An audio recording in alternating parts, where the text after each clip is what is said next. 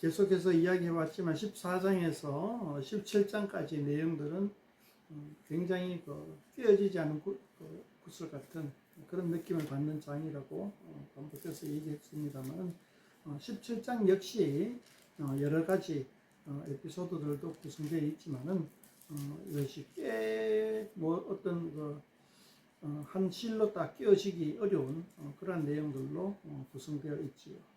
이제 한번 구성 내용을 살펴보면은 첫 번째는 우리가 변화산으로 기억하는 그런 어떤 높은 산에서 예수님이 변화되는 사건, 이 이제 13절까지만 14절부터는 예수님이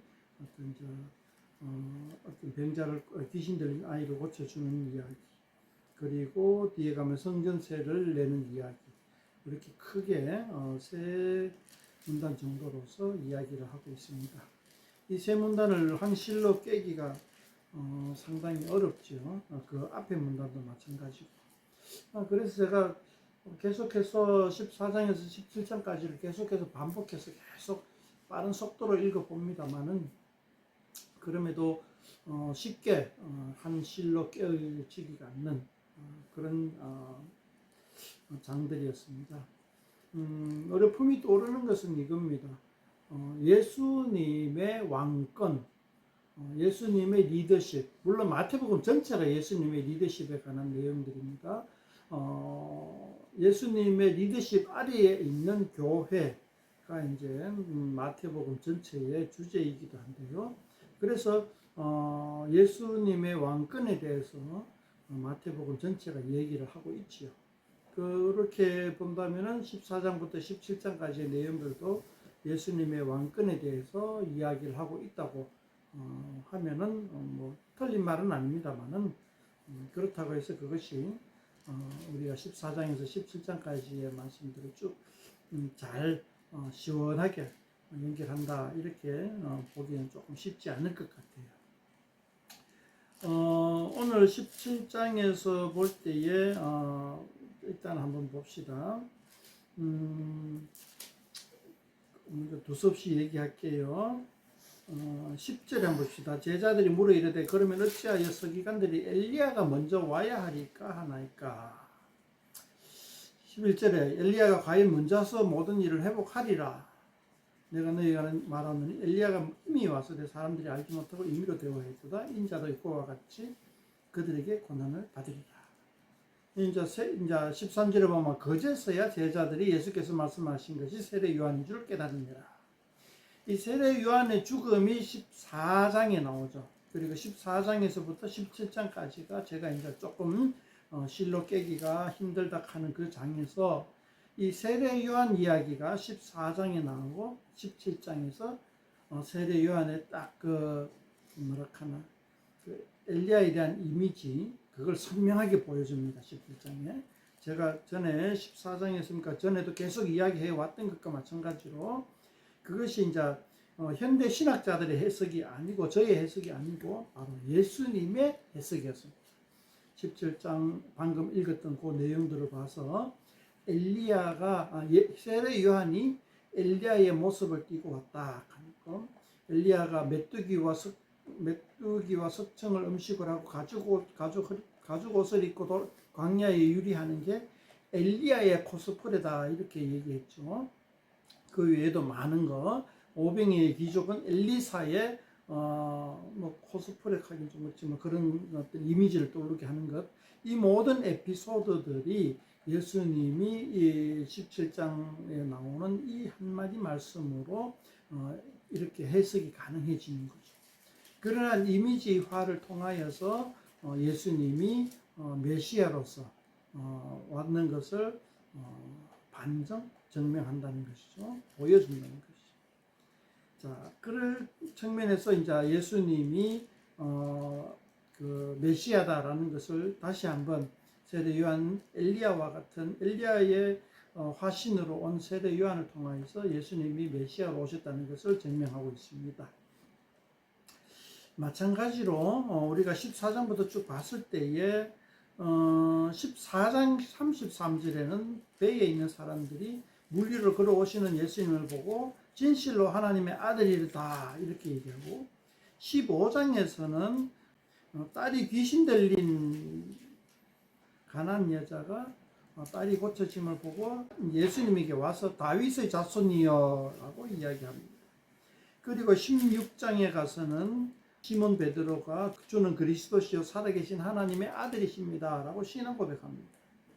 그리고 17장에 가서는 변화산에서 하늘로부터 이런 소리가 내 사랑하는 아들이요 내 기뻐하는 자니 너희는 그의 말을 들으라.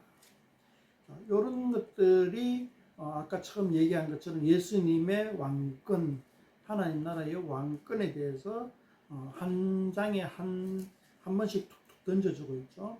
그렇게 해서 이제 17장까지의 내용들이 예수님의 그 리더십에 대해서, 예수님의 왕권에 대해서 이야기하고 있다라고 우리가 시를 깰 수 있지 않는가 이렇게 한번 생각을 해봅니다.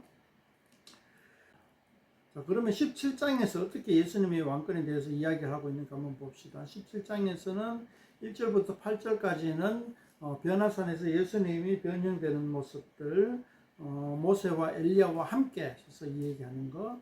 2절의 말씀이 참 곱씹으면은 굉장히 그 은혜가 되는 그런 장면인데요. 2절 한번 봅시다. 그들 앞에서 변형되사 그 얼굴이 해같이 빛나며 옷이 빛과 같이 희어지더라. 요거는 그 요한계시록에 나타나는 그 요한의 그 필체인데 마태에서 이런 필체가 나타나는 것이 신기하죠. 요거는 이제 어떤 마태복음에서, 요한에서는 이게 그 문학적인 기법이라고 할 수가 있는데 마태에서 이거는 문학적인 기법이 아닌 그냥 팩트로서 기록하는 것 같은 느낌을 받아요. 그러니까 얼굴이 해같이 빛나고 옷이 빛과 같이 희어졌다 하는 거. 그리고 그때 이제 모세와 엘리야가 예수님과 더불어 이야기하는 것이 보였다. 모세는 뭐 엘리야도 선지자의 대표고 모세도 맹실공이 이스라엘 민족의 대표적인 조상이죠. 그런 그 두 사람과 함께 있으니까 제자들이 뭐 초막 새설지 같이 어떻게 하겠다라고 하는데 왜 이런 모습들을 보였냐 제자들에게, 그리고 마태는 왜 이런 것을 보고하느냐 했을 때 예수님의 확실한 하나님의 아들 메시아이심을 증명하는 또 하나의 에피소드로서 보여주고 있다 이렇게 한번 볼 수가 있죠. 근데 9절에 보면은 인자가 죽은 자 가운데서 살아나기 전에는 본 것을 아무에게도 믿지 말라.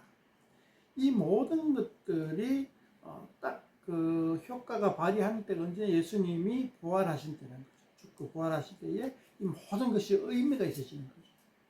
죽고 부활하심이 없을 때에는 이 모든 것들이 크게 의미가 없어지는 겁니다. 그렇기 때문에 죽고 부활하신 후에 이 모든 것들을 제자들에게 알려주라고 예수님은 이야기하는 겁니다. 그 위에 이제 그 엘리야에 대한 이야기는 아까 이야기했고요. 그 다음 14절부터는 또 예수님이 어떻게 리더십을 이야기하고 있는가. 예수님이 변화산에 올라갔을 때에 나머지 세 제자 말고 나머지 제자들이 귀신 들린 아이를 못 고쳤어요. 그럴 때 예수님이 나머지 제자들에게 이렇게 얘기합니다. 믿음이 없고 패역한 세대라. 20절에 너희는 믿음이 적은 까닭이니라.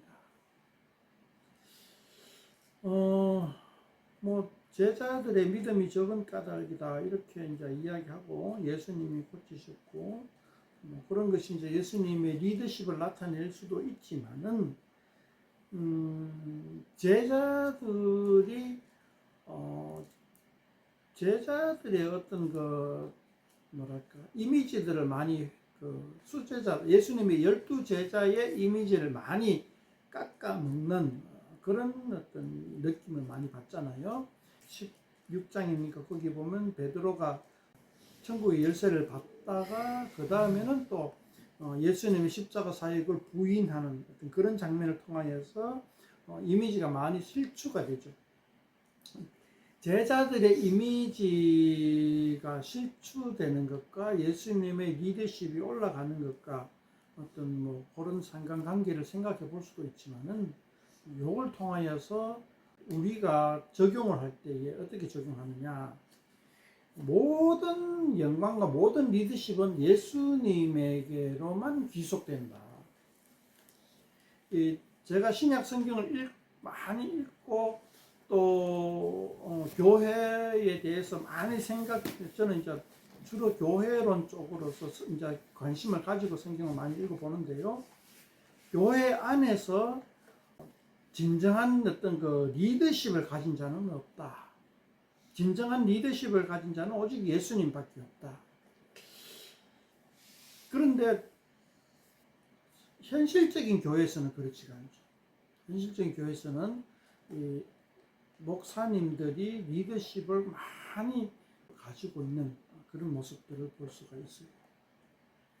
저는 그런 것들이 상당히 이런 단어를 쓰긴 좀 그렇지만 많이 위험하다라고 이야기를 하고 싶어요.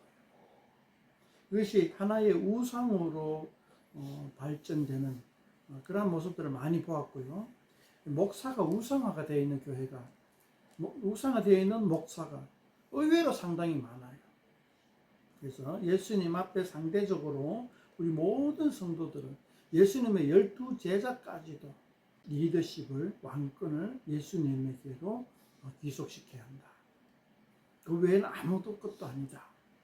무슨 의미가 있느냐 하면 교회는 철저하게 민주적으로 민주라고 할 게 좀 이상하지만은 철저하게 그 권한이 개인에게 분산되어 있는 민주적인 제도로서 운영되어야 하는 것이 교회다. 어느 한두 사람의 강력한 리더십에 의해서 이끌려가는 것이 교회가 아니다라고 저는 이야기를 하고 싶어요. 그것이 우리가 이제 14절부터 나타나는 제자들이 믿음이 적어서 귀신들 아예 고치지 못하는 에피소드에서 건질 수 있는 하나의 적용점이 아닌가 싶어요. 원래 취지는 그런 것도 있겠지만 더 구체적인 것은 예수님의 리더십에 있다. 14절부터 이하 문단에서는요. 그 다음에 뭐 22절부터는 역시 마찬가지로 예수님이 죽으신가 부활하심을 다시 한번 알리시는 건데 이것은 이제 계속해서 이제 잊을만 하면 강조하는 거죠. 저 앞에서도 한번 이야기했다가 또 반복해서 이야기를 합니다. 이야기하고 그 다음에 24절부터는 예수님은 명실공히 하나님의 아들이다. 그리고 예수님의 제자들도 하나님의 아들들이다. 26절에 보면 그렇다면 아들들은 세를 면하니라. 예수님뿐만 아니라 예수님을 믿는 모든 구성원들은 성전세를 낼 필요가 의무가 없다. 그렇게 얘기하면서 그러나 실족하지 않기 위하여 그냥 내어주자 라는 취지로서 이야기를 합니다. 이 본문에서도 마찬가지죠. 어떤 예수님이 하나님의 아들이다. 그러니까 리더십을 이야기하고 있고 그 외에 또 예수님을 따르는 사람들의 그 우선됨을 세상 사람들보다 우선됨을 이제 이야기하고 있는 것이 또 부주제이기도 하죠.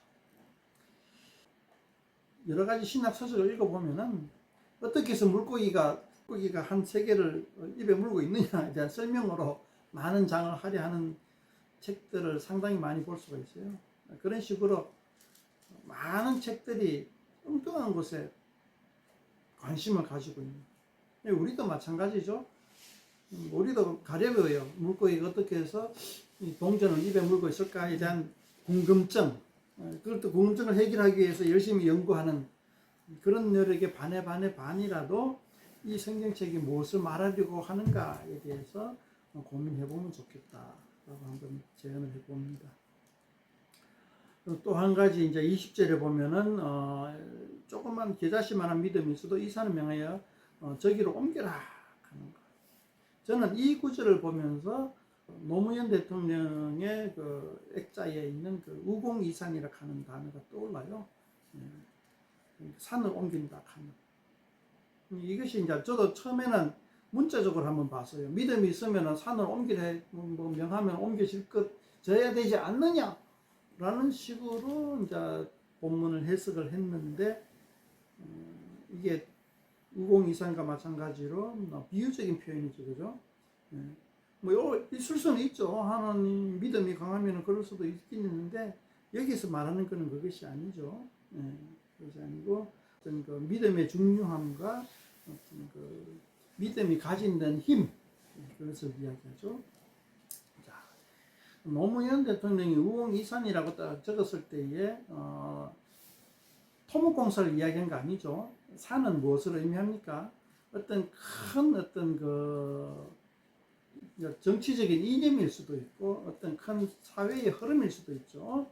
마찬가지예요. 예수님이 말한 이것도 산도 하나의 어떤 큰 그 이념이고 개념이고 세계관일 수도 있어요. 그리고 가치관일 수도 있고 그러한 것들이 예수 공동체에서 완전히 바뀌어버릴 수도 있다. 믿음이 있으면 그런 어떤 그 비유적인 표현으로 이 산을 옮긴다라는 것으로 이야기한 것 같아요. 제가 뭐 언변이 좀 둔해 가지고 이걸 갖다가 잘 설명하지 못한 것 같은데 뭐 대충 다 알아들었으려고 생각을 합니다.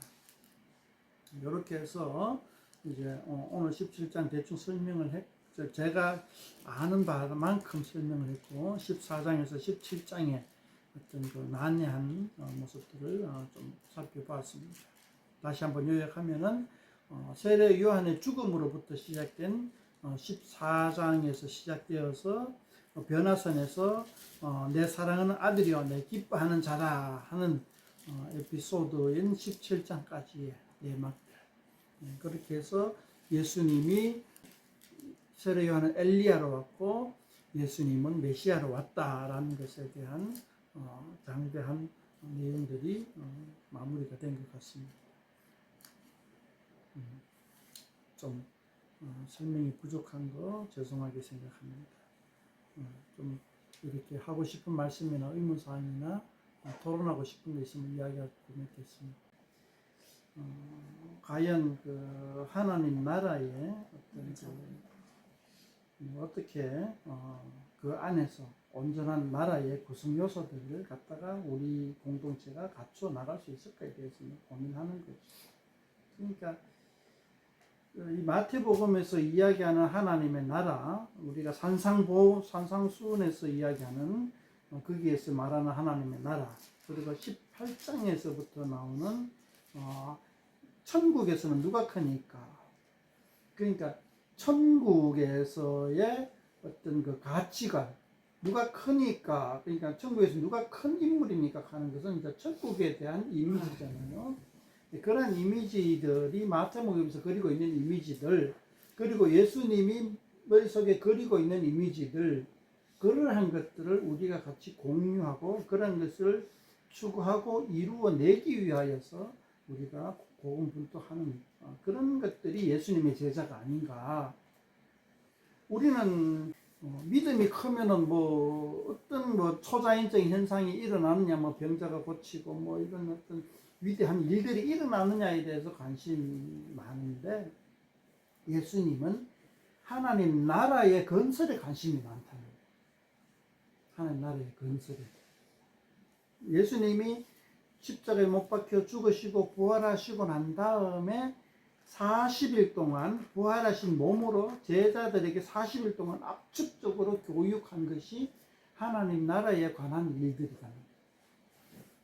그러니까 이 교회, 그러니까 하나님 나라라는 거, 교회, 천국, 이것이 과연 예수님이 그리고 있는 이미지가 뭐냐, 그리고 그 역할이 뭐냐, 그 안에서 사람들이 어떤 것을 추구해야 되느냐에 대해서 우리는 예수님의 제자들은 관심이 가져야 한다.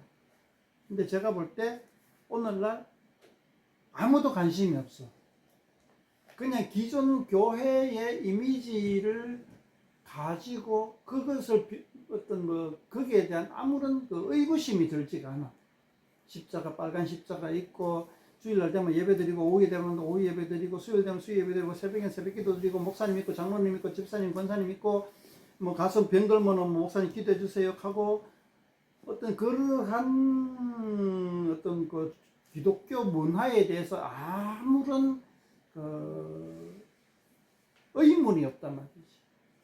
그리고 무엇을 해야겠다 하는 추구점도 없고, 단순히 추구점은 뭐냐, 내 믿음이 좋아져 가지고 어떤 하나님으로부터 오는 복을 많이 받아내면 좋겠다 하는 그러한 것에 온통 관심이 있다.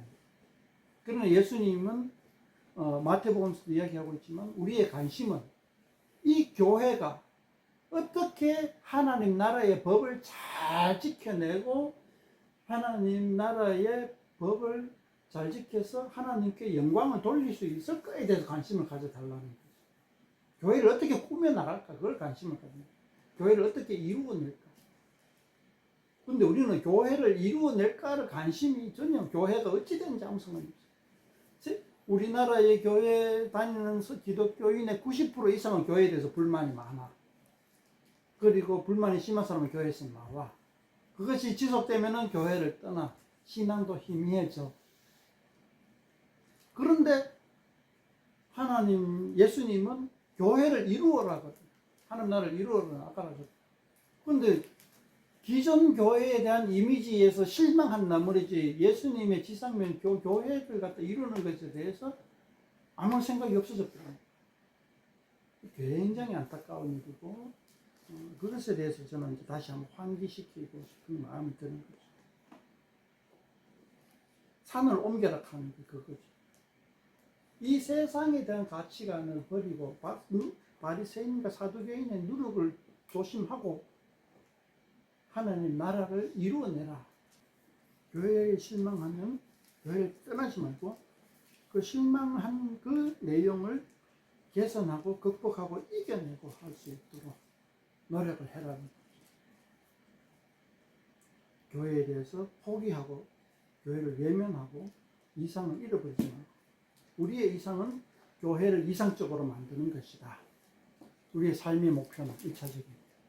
그리고 이상적으로 이루어진 교회를 통해서 하나님께 영광을 돌리고 많은 사람들을 옳은 대로 이끌어가는 자가 됩니다.